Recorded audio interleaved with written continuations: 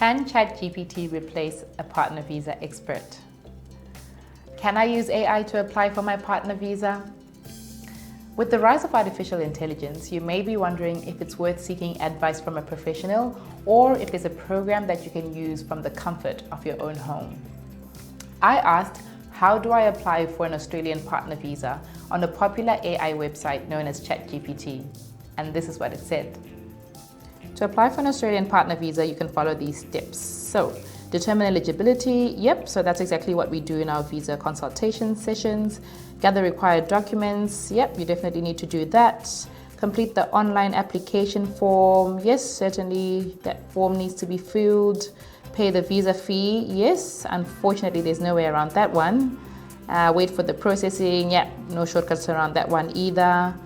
And then at the bottom here, it says, note, this information is current as of 2023 and is subject to change. It's always recommended to check the latest information on the Department of Home Affairs website or seek advice from a registered migration agent. I would be lying if I said that's not impressive, but it's obvious that two key pieces are missing.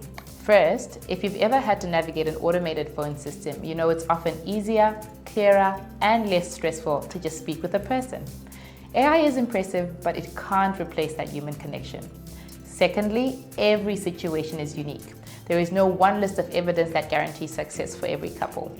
Partner visas can be subjective. The very best way to find out what evidence to provide in your application is to seek help from someone qualified who has experience with putting together an application. So, can you use AI to replace your migration agent?